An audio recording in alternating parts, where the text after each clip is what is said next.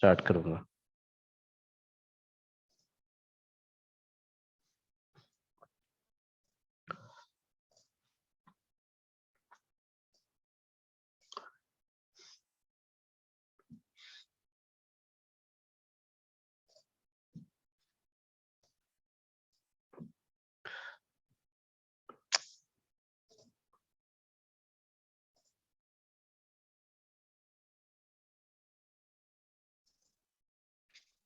Screen दिख रहा है आपको? स्क्रीन दिख रहा है?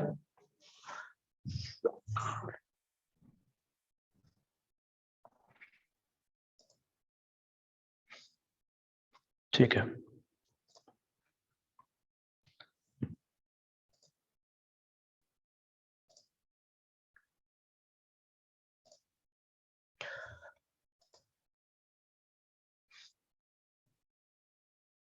देखिए, आज का टॉपिक है आपका कोलॉइड्स। ठीक है, और ये काफी इम्पोर्टेंट टॉपिक है क्योंकि आगे हम इससे मिलता जुलता हम काफी सारा टॉपिक्स पढ़ेंगे, जैसे सोप्स वगैरह हम पढ़ेंगे, तो वो भी सब इसी के थ्रू यूज किया जाता है।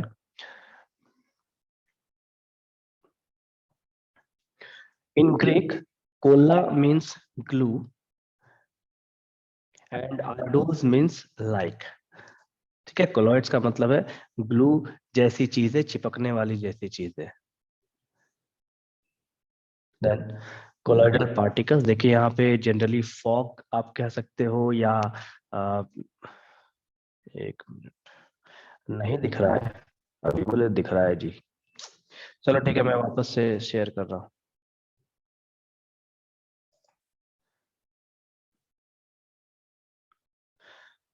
हाँ ठीक है, मैं वापस से शेयर कर रहा हूँ। ठीक है, अब दिख जाना चाहिए मेरे ख्याल से।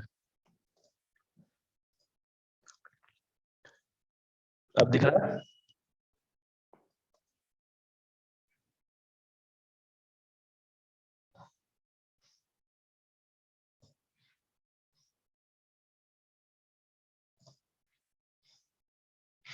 ठीक है।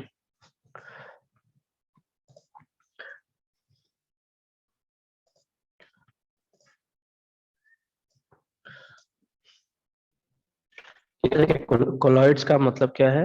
एक तो ग्रीक में कॉल का मतलब ग्लू होता है, और ऑइड्स का मतलब है लाइक। ठीक है ना, ग्लू लाइक कंपाउंड्स कह सकते हैं, ग्लू लाइक सब्सटेंसेस आप कह सकते हैं। देन बेसिकली हम लोग क्लॉइड्स कहाँ देखते हैं? अब देखो, जब गाड़ी चलती है तो उसके लाइट में डस्ट पार्टिकल्स हमको देखने को मिलता है, वो एक एग्जांपल है क्लॉइड्स का। फॉग वगैरह है, फॉग जो जमता है वो डस्ट के वजह से जमता है, वो एक एग्जांपल है कोलॉइड्स का। ठीक है, तो colloid is not a substance but it is a state of substance which depends on the molecular size. अब कोलॉइड्स बेसिकली है क्या? तो ये सब्सटेंस का स्टेट है जो उसके मॉलिक्यूलर साइज के ऊपर डिपेंड करता है। What would be the molecular size of colloids? तो कोलॉइड्स का साइज क्या होना चाहिए? It should be between 10 to the power minus 9 meter to 10 to the power minus 6 meter. Colloidal particles have enormous surface area per unit mass because of their size. इनके size की वजह से इनका surface area बहुत ज्यादा बढ़ जाता है।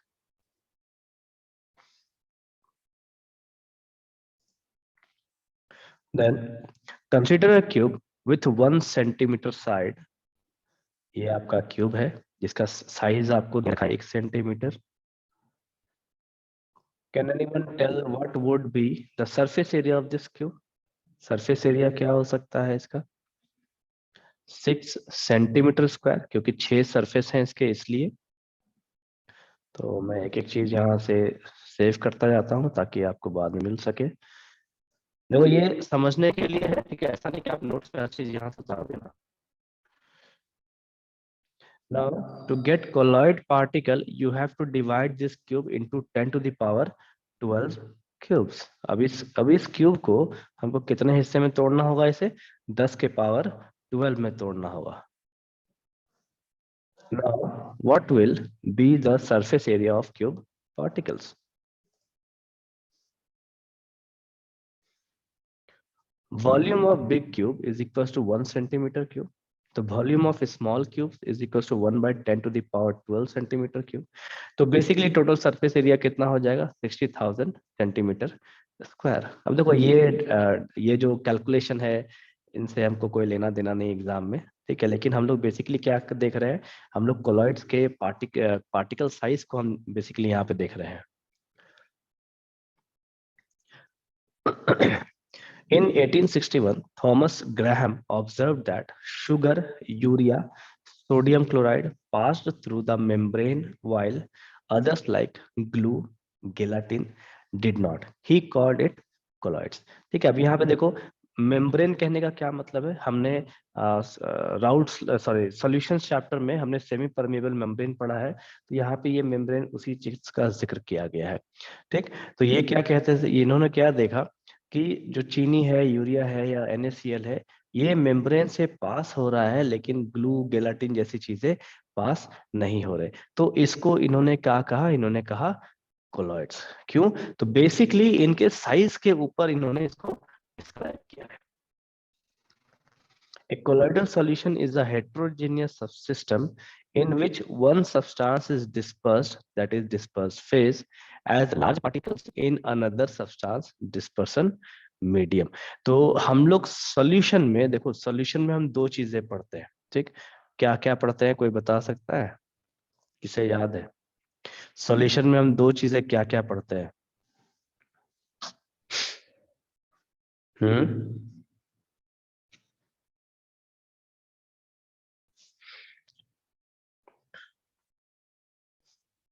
हम्म विक्रम ने जवाब दिया, बाकी लोग? जया का भी आ गया, और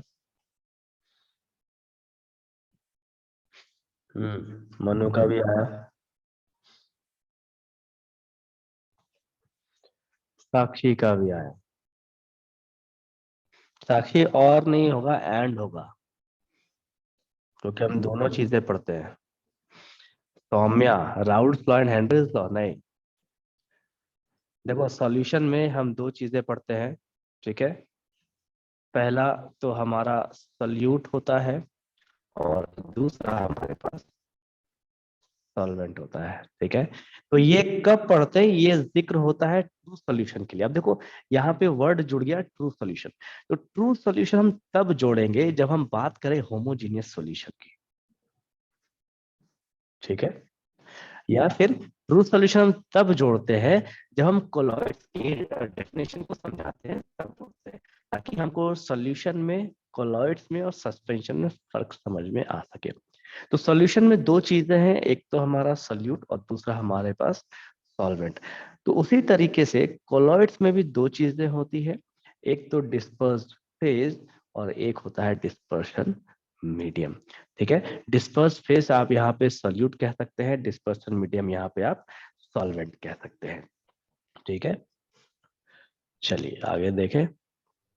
तो अब हम लोग यहाँ पे सॉल्यूट और सॉल्वेंट की जगह पे डिस्पर्स फेज और डिस्पर्सन मीडियम को ही यूज करेंगे, इस चीज का ध्यान दें।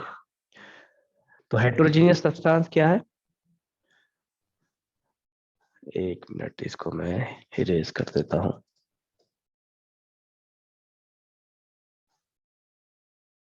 हेट्रोजीनियस सिस्टम क्या है, it is a two phase system. Heterogeneous system दो फेज का सिस्टम होता है, या तो एक सॉलिड होगा एक लिक्विड होगा, या फिर एक लिक्विड होगा एक गैस होगा, या फिर एक सॉलिड होगा एक गैस होगा, उसको हम क्या कहेंगे, उसको हम हेट्रोजीनियस सिस्टम कहेंगे। Dispersed phase, what is dispersed phase? A phase in which the substance exists as colloidal particles। तो आप यहाँ पे डिस्पर्स्ड फेज को बेसिकली सल्यूट कह सकते हैं। उसके बाद डिस्पर्सन मीडियम क्या होता है, the continuous phase in which the colloidal particles are disperse. तो डिस्पर्सन मीडियम को हम यहाँ पे क्या कहेंगे, हम यहाँ पे इसको कहेंगे बेसिकली सॉल्वेंट, ठीक है। तो दो चीजों, इन दोनों को हम कैसे याद रखें, तो यहाँ पे मैं लिख दे रहा हूँ basically can be called as solvent, ठीक है, बट नॉट एग्जैक्टली, ठीक है, एग्जैक्टली हम सॉल्वेंट नहीं कह सकते, पर कोलॉइड्स के देखो जनरली ये दोनों अलग अलग चीजें हैं, सॉल्यूशन अलग है और कोलॉइड्स अलग है, इसीलिए हम यहाँ पे इसका नाम अलग देते हैं। तो इसे भी मैं लिख देता हूं यहाँ पे, basically can be called as solute, हाँ मतलब जस्ट बी लाइक कहा जा सकता है, ठीक है। आप देखो मैं फिर से रिपीट कर रहा हूँ, आप इसे दोबारा ऐसा ना हो कि आप क्या बोलते हैं, आप भी इसको बार बार डिस्पर्स फेज को सॉल्यूट लिख रहे हैं और डिस्पर्सन मीडियम को आप सॉल्वेंट लिख रहे हैं, ठीक है, ये गलती ना करें। कोलोइड्स के केस में हम हमेशा डिस्पर्स फेज लिखेंगे और डिस्पर्सन मीडियम लिखेंगे। समझने के लिए डिस्पर्स फेज को हम कहेंगे सॉल्यूट हमारे समझने के लिए, ठीक है, और डिस्पर्सन मीडियम को हम क्या कहेंगे, सॉल्वेंट। देन अब यहाँ पे देखिए, is salt water, salt with water एक कोलॉइड, पानी और नमक क्या पास कोलॉइड होता है, नहीं। Salt with water is an example of true solution, पहला चीज। दूसरा, milk, is milk a form of colloid, yes, milk is an example of colloid. उसके बाद, is sand with water form colloid, sand with water, no, ये भी colloid नहीं है।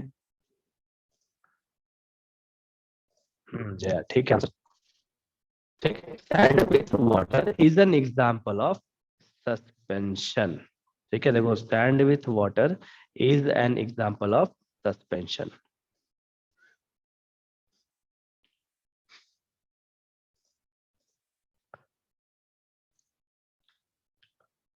देखो ये भी अभी सोचना चालू कर दिया है, भाई ऐसा क्यों था, what is the difference among true solution, colloidal solution and suspension? Difference arises due to different sizes of particles in disperse phase। तो वापस हम लोग चलते हैं इस ड्राइंग के ऊपर। अब यहाँ पे देखिए इस ड्राइंग में क्या है, तो नमक है इस जगह पे, ये हमारा सॉल्ट है, ठीक, उसके बाद ये हमारा मिल्क है और ये हमारा सैंड है, ठीक है। अब इन सब जगह पे बेसिकली सॉल्ट का जो साइज है, जो मिल्क के पार्टिकल्स होते हैं उसका जो साइज है, और यहाँ पे जो सैंड है इसका जो साइज है, इन तीनों के साइज में बहुत फर्क होता है, ठीक है। तो ये जो साइज है, ये साइज बेसिकली इन सबको अलग अलग डिफाइन करते हैं, ट्रू सॉल्यूशन को डिफाइन करते हैं, कोलॉइड्स को डिफाइन करते हैं, और यहाँ पे सस्पेंशन को डिफाइन करते हैं, ठीक है। क्या डिफाइन करते हैं, तो बेसिकली यहाँ पे साइज डिफाइन करते हैं। ट्रू सॉल्यूशन क्या है, वैसा सॉल्यूशन जो होमोजीनियस हो, ठीक है, इसको हम क्या कहेंगे, इसको हम कहेंगे होमोजीनियस, मतलब नमक पानी में जाने के बाद पूरी तरीके से घुल जाना चाहिए, ठीक। और मिल्क जो है, ये मिल्क खुद में एक कोलॉइड है, ठीक है, मिल्क के जो पार्टिकल्स होते हैं वो सॉल्ट के पार्टिकल से बड़े होंगे, इसीलिए हम इसको कोलॉइड्स कहते हैं। उसके बाद सैंड का जो साइज है वो काफी बड़ा होता है, यहाँ पे आपको जो सैंड दिख रहा है इसका साइज काफी बड़ा होता है, ठीक। तो सैंड आपका डिस्पर्स फेज हो गया, और यहाँ पे जो आपको वाटर दिख रहा है ये डिस्पर्सन मीडियम हो गया, ठीक है। उसी और यहाँ पे जो साइज है सैंड का वो काफी ज्यादा देखने को मिलता है, ठीक है। तो बेसिकली यहाँ पे क्या डिफाइन किया गया है, मैं देखो वापस से पढ़ रहा हूँ, what is the difference among true solution, colloidal solution and suspension? तो if the particle size of dispersed phase is between 10 to the power minus 10 meter and 10 to the power minus 9 meter, it is called true solution, ठीक है। Disperse phase कहने का मतलब है जो solute है,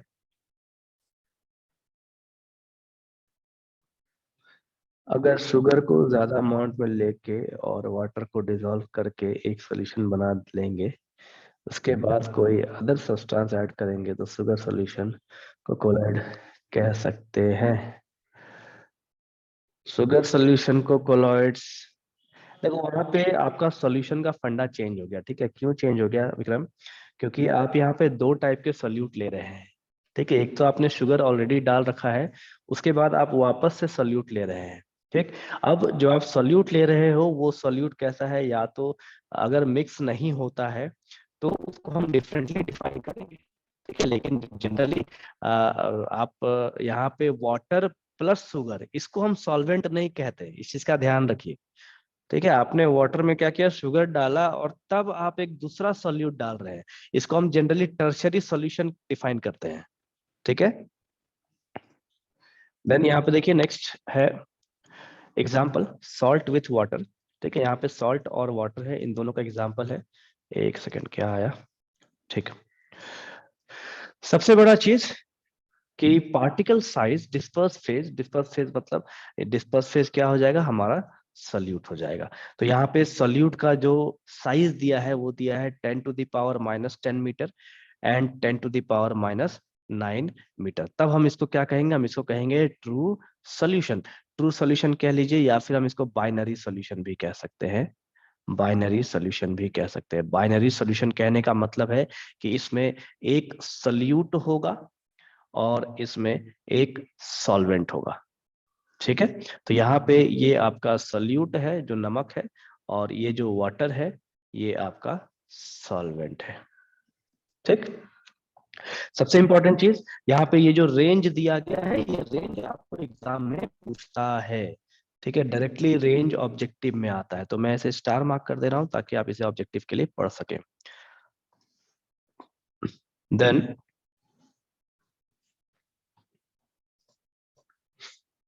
what is the difference among solution, colloid and suspension? If the particle size of dispersed phase is between 10⁻⁻9 meter and 10⁻⁻6 meter, it is called colloidal solution.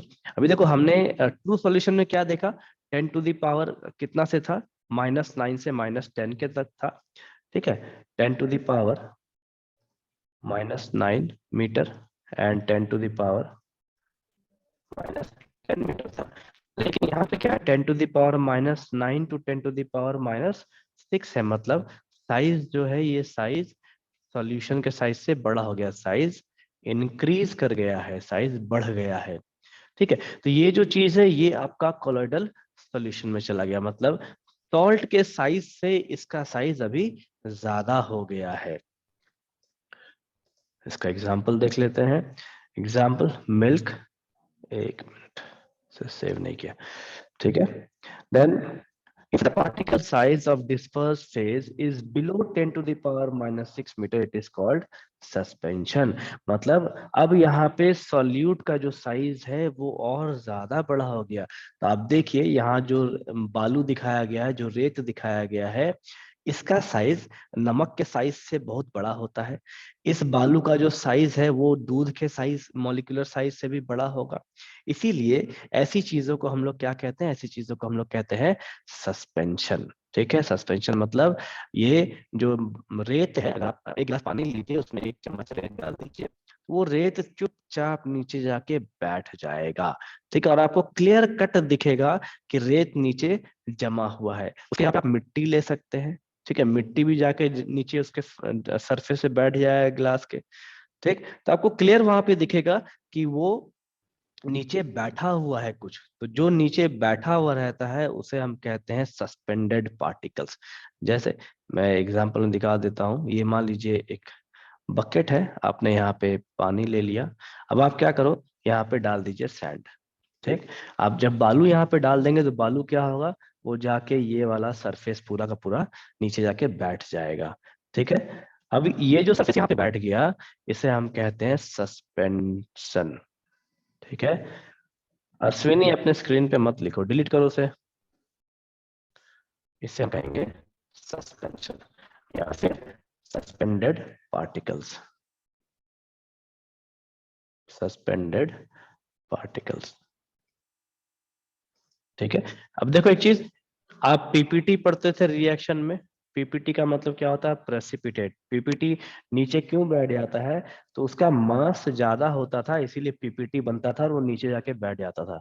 तो basically suspension में suspended particles का मास ज्यादा होता है, ठीक है, इसीलिए सस्पेंशन हमेशा नीचे जाके बैठ जाता है। देन आगे चलते हैं, कुछ क्वेश्चंस हैं, क्वेश्चन को देखिए। colloids have the molecule size range between, चलिए फटाफट आंसर बताइए। colloids का मॉलिक्यूलर साइज क्या होता है?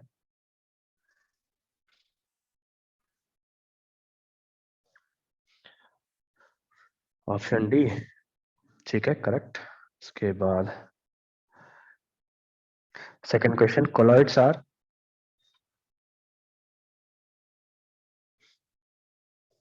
सेकंड क्वेश्चन देखिए, colloids क्या होते हैं?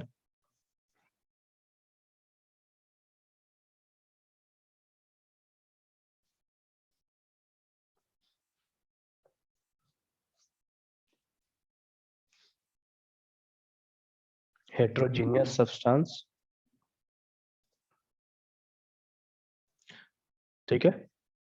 चलो नेक्स्ट है क्लासिफिकेशन ऑफ colloids।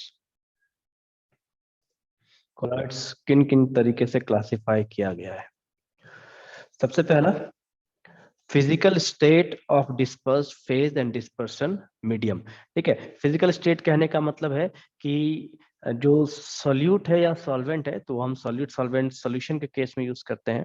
क्योंकि कोलॉइड्स है तो हम यहाँ पे डिस्पर्स फेज और डिस्पर्सन मीडियम की बात करेंगे। तो डिस्पर्सन मीडियम सॉलिड है, लिक्विड है या गैस है, डिस्पर्स फेज सॉलिड है, लिक्विड है या गैस है, उसके आधार पे यहाँ पे क्लासिफिकेशन किया जाता है। उसके बाद नेचर ऑफ इंटरेक्शन, ठीक है। नेचर ऑफ इंटरेक्शन कहने का मतलब है जो अट्रैक्टिव फोर्सेस हैं, अट्रैक्टिव फोर्सेस या रिपल्सिव फोर्सेस, इनके इनके द्वारा डिस्पर्स फेज और डिस्पर्सन मीडियम को हम क्लासिफाई करते हैं, और डिस्पर्स फेज डिस्पर्स मीडियम के हिसाब से हम कोलॉइड्स को क्लासिफाई करते हैं।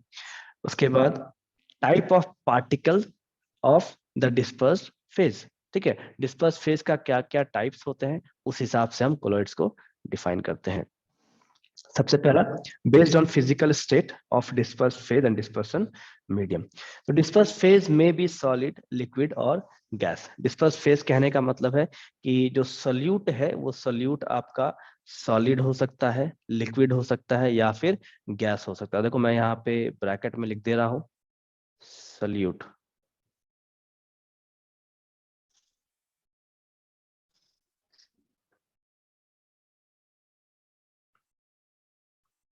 रेंज ऑफ डायमीटर कहने का मतलब है कि वो उस रेंज के बीच में लाई करेगा, या उस रेंज, उसका लिमिट दे रखा है एक्चुअली। जैसे देखिए 10⁻⁹ टू 10⁻⁶ अगर कहता है, तो बेसिकली इस रेंज के बीच में ही मॉलिक्यूल का साइज होना चाहिए, इससे ना ऊपर जाएगा ना नीचे जाएगा। मतलब ना ही 10⁻⁵ हो सकता है और ना ही 10⁻⁻10 हो सकता है। ये होता है आपका बेसिक रेंज, ठीक है।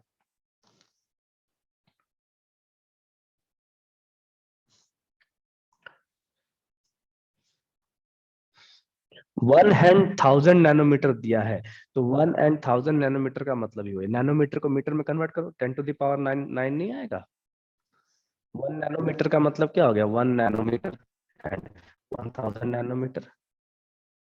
1 नैनोमीटर क्या आ जाएगा? 10⁻⁹ और 1000 नैनोमीटर क्या हो जाएगा? 10⁻³ इंटू 10⁻⁻9 मीटर। ये होगा ना? तो इसको लिख सकते हैं 10⁻⁻6 मीटर, ठीक है मनु। देखो आपको एग्जाम में कंफ्यूज करने के लिए काफी कुछ दिया जाएगा। जैसे यहाँ पे मैंने इसमें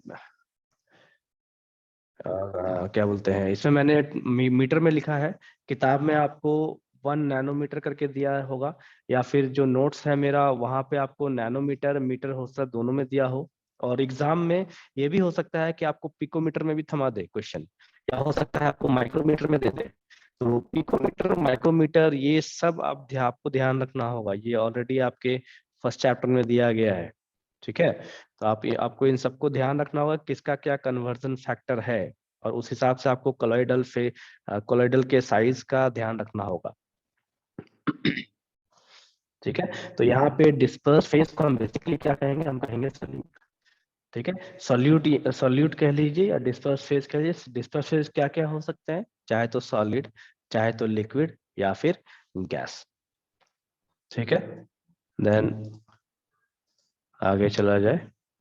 डिस्पर्सन मीडियम क्या हो सकते हैं, ये सॉलिड हो सकते हैं, लिक्विड हो सकते हैं, या फिर ये भी गैस हो सकते हैं। Depending upon whether the dispersed phase and dispersion medium are solids, liquids, or gases,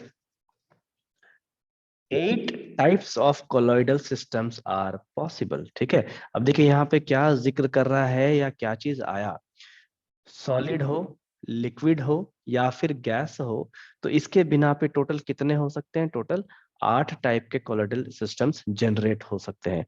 अब जैसे देखो हमारे पास डीपी है, डीपी मतलब डिस्पर्स फेज, और डीएम है, डीएम मतलब डिस्पर्सन मीडियम।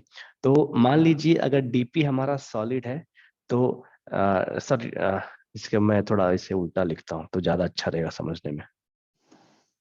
ठीक है, डीएम मैं पहले लिख देता हूँ और इधर पे डीपी में बाद में लिखता हूँ। मान लीजिए डीएम मतलब सॉल्वेंट अगर हमारा सॉलिड है तो यहाँ पे हम लिक्विड यूज कर सकते हैं, देन सॉलिड यूज कर सकते हैं, गैस यूज कर सकते हैं। अगर डीएम मेरा लिक्विड है तो सॉलिड, लिक्विड और गैस तीनों फिर से हो सकता है। उसी तरीके से अगर गैस है तो सॉलिड, लिक्विड और गैस ऐसे यूज हो सकता है। ठीक है, तो हालांकि गैस और गैस को हम कंसीडर जनरली नहीं करते हैं। ठीक है, बहुत सारी चीजें हैं। तो यहाँ पे बेसिकली हम क्या देखेंगे, हम देखेंगे 8 टाइप्स ऑफ कोलोइडल सिस्टम्स को हम यहाँ पढ़ेंगे।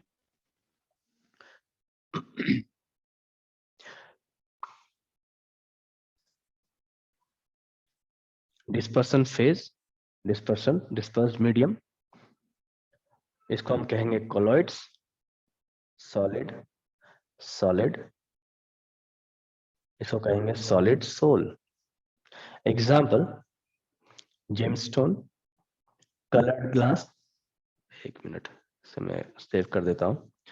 ठीक है, देखो सॉलिड सोल कहने का मतलब यहाँ जो सोल है ये बेसिकली आप कह सकते हो सॉल्यूशन के लिए यूज किया गया है। ठीक है, सॉल्यूशन के लिए हम यूज करते हैं कब, जब आपका सॉल्यूट, यहाँ पे सॉल्यूट के जगह पे हम क्या कहेंगे, डिस्पर्सन फेज। डिस्पर्सन फेज हमारा सॉलिड है और डिस्पर्स मीडियम हमारा सॉलिड है, तो हमको सॉलिड सोल देखने को मिलेगा। इसी जगह पे डिस्पर्सन मीडियम जब लिक्विड हो जाए तो इसे हम क्या कहेंगे, सोल कहेंगे। जैसे हमारा ब्लड, पेंट। उसके बाद अगर डिस्पर्स मीडियम हमारा गैस है तो इसको हम क्या कहेंगे, सॉलिड एरोसोल कहेंगे। एग्जाम्पल, डस्ट पार्टिकल्स, यहाँ पे डस्ट पार्टिकल्स को सॉलिड एरोसोल कह सकते हैं। उसके बाद स्मोक, स्मोक को भी हम कह सकते हैं धुआं। अब देखो रूम में अगर धुआं हो जाए, ठीक है, रूम में अगर अभी ठंडी के टाइम है, बहुत के घर पे वो बोरसी जलता है, ठीक है, अगर लकड़ी कोयला लोग जलाते हैं रात में घर पे, तो उसका जो धुआं उठता है आपको कई बार उस धुएं में डस्ट पार्टिकल्स देखने को मिलेगा। आप एक काम कर सकते हैं, जब बोरसी जलाते हैं घर में कभी, तो आप उस रूम का लाइट ऑफ कर दीजिए और ऑफ करने के बाद आप टॉर्च ले लो, ठीक है, या आप फ्लैश लाइट ले लो, और उसके बाद आप उस फ्लैश लाइट को वहां पे रूम पे प्रोजेक्ट कीजिए, तो आपको रूम का ही ये देखने को मिलेगा, क्या बोलते हैं, रूम में जो डस्ट पार्टिकल्स है वो सब देखने को मिलेगा। ठीक है।